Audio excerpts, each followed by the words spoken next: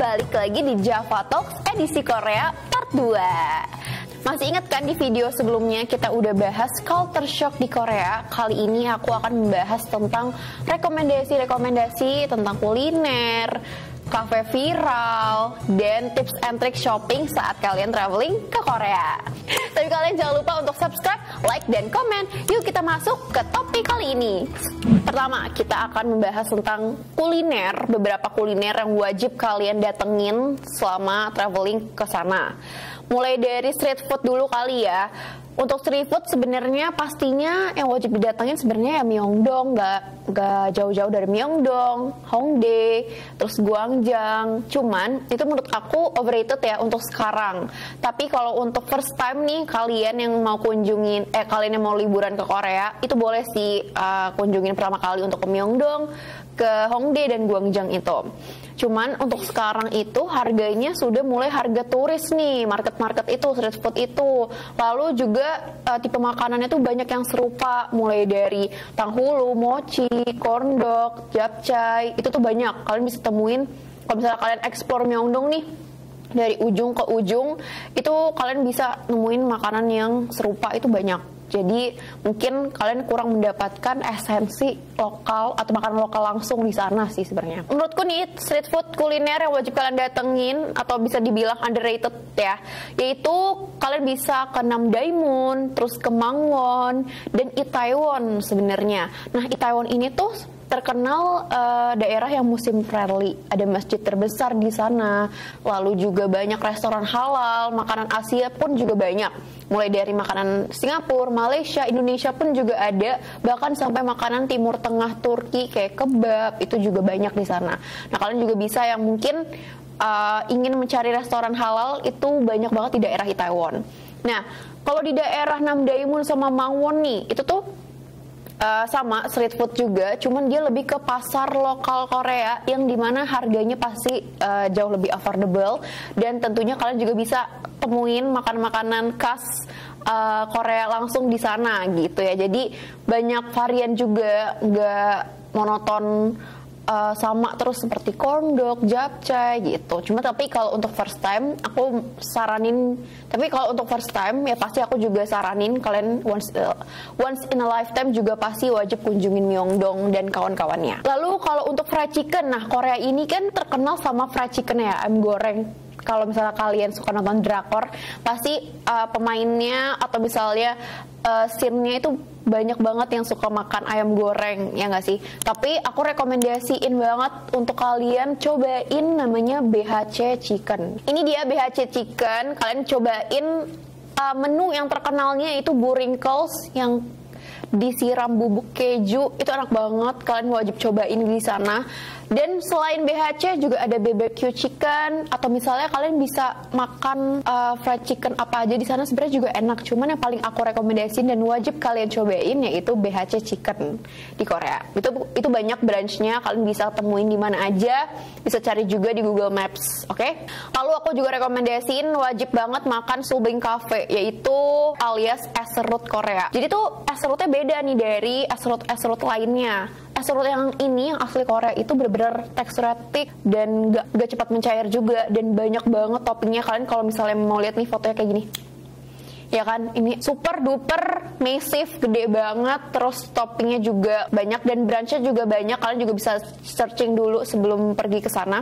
Itu wajib cobain Subing. Itu ya salah satu kuliner yang wajib dicobain juga sih, karena kan es serut dari Korea juga ya, khas dari Korea.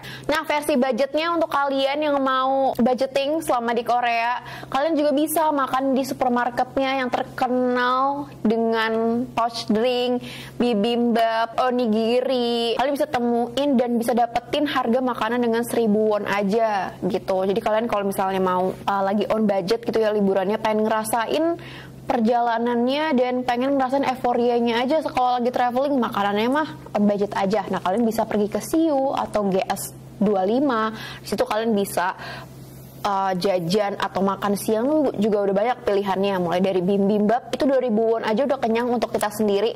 Terus bisa minumnya bisa beli pouch drink Korea yang terkenal, tinggal kalian masukin aja ke es batu. Kalian juga bisa kreasiin sendiri tuh.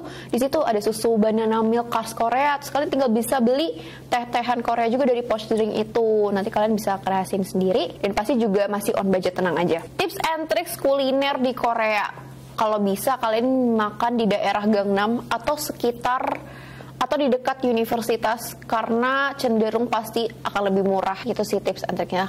Kalau enggak, ya tadi kalau misalnya versi on budget kalian bisa jajan di CU atau GS25. Gitu deh. Kita lanjut ke kafe-kafe viral yang ada di Korea. Nah, untuk sekarang ini kan kalau di Korea itu kan punya Songsu. Ya, kalau di Jakarta ini punya Blok M yang dimana banyak banget kafe viral yang ada di Blok M.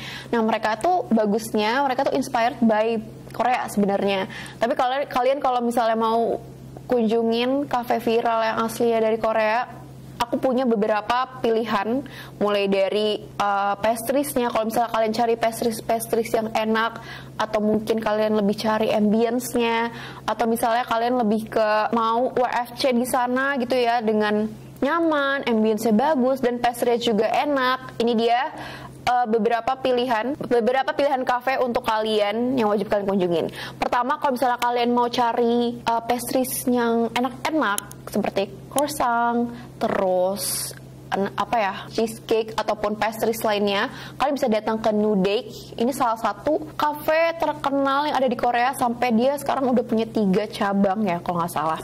Dan Onion ini juga terkenal juga, ini banyak banget pilihan pastries yang pasti kalian kalau kesana pasti kalap, gak mungkin beli satu pastries doang. Lalu ada Cafe Layered dan London Bagel Museum. Ini salah satu bagel terkenal juga yang ada di Korea, wajib kalian datengin kalau misalnya kalian lebih prefer untuk mencari rasa dari makanannya sendiri gitu. Lalu kalau misalnya kalian lebih cari ke ambience-nya, euforia dari traveling di Korea, itu kalian bisa kunjungin. Pertama ada namanya Rain Report nih, kayak gini. Dia tuh konsepnya hujan gitu, kafenya dari luar, ambience-nya nyaman banget. Aku juga ada foto-fotonya kayak gini. Yang Rain Report ini menurut aku oke juga, mulai dari makanannya, cuman ya harga turis ya. Oh ya, untuk range harga kafe-kafe di Korea itu mulai dari 7.000 won ke atas ya, 7.000 won, 8.000 sampai 12.000 gitu. Dan pastinya worth it karena ya cuma ada di Korea. Lalu kita lanjut ke Cafe Pokpo. Ini kalian bisa lihat Cafe Pokpo ini tuh punya khasnya itu adalah di air terjunnya. Jadi tuh kalian bisa ngafe, minum kopi sambil view-nya itu air terjun. Seru banget, apalagi kalau summer itu kalian wajib ke sana sih, Cafe Pokpo namanya. Dan itu seingat aku harga minumannya under 5.000. Jadi kalian bisa dapetin harga kopi seharga 3.000 won, 4.000 won itu juga masih bisa dapetin di sana dengan view bagus kayak gitu. Versi lebih premiumnya dengan view pegunungan, aku punya rekomendasi cafe yaitu One Iljan. Kayak gini view-nya. Kalian bisa lihat pegunungan Seoul, naik untuk kalian yang bingung gitu ya transportasinya gimana, ini kan view-nya hampir pegunungan Seoul ya. Nah, nanti kalian bisa search aja di Naver Map untuk rutenya. Itu gampang kok, kalian tinggal naik bus aja bisa langsung ke cafe dengan view pegunungan kayak gini. Lalu ada rekomendasi selanjutnya yaitu Nakwon Station Cafe. Di sini tuh uniknya konsepnya tuh ala-ala rel kereta, bahkan kue-kuenya itu ditaruh di conveyor belt gitu kayak sushi. Lucu banget kan? Daerah yang banyak kafe-kafe lucu atau viral itu kalian bisa kunjungin ke daerah Insadong ataupun Songsu. Itu full tempat kuliner, street food, terus kafe viral. Kalian bisa explore aja Insadong dari ujung ke ujung, Songsu juga. Itu pasti banyak dan gak usah takut untuk harganya yang pastinya affordable gitu. Nah, itu dia kafe-kafe viral atau misalnya kafe-kafe yang menurut aku wajib kalian datengin dan masukin wishlist sebelum kalian traveling ke Korea. Lanjut kalau shopping nih ya, untuk sekarang Korea itu lagi hype banget sama brand lokalnya mereka sendiri ya, seperti Tambourines, terus ada merek lokal tas Korea, banyak banget sebenarnya yang kalian bisa cari. Terus untuk aksesoris kalian bisa pergi ke Nyu Nyu, itu full lengkap banget aksesoris mulai dari atas sampai bawah, mulai dari tas, baju, gelang, cincin, itu semuanya lengkap. Itu ada banyak juga branchnya, kalian bisa kunjungin ke Nyunyu ini.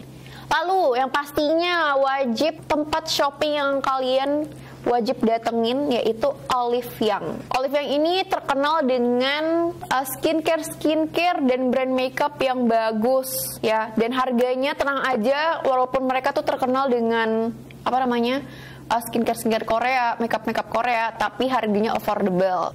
Nah, terakhir ya, sebelum kita closing, aku pengen kasih tahu tentang tips and trick saat shopping di Korea. Pertama, selalu bawa paspor kemanapun kalian pergi. Even gak di Korea aja sebenarnya, kalau misalnya kalian eksplor Jepang, Singapura, US, Europe, itu kalian wajib bawa paspor kemana-mana.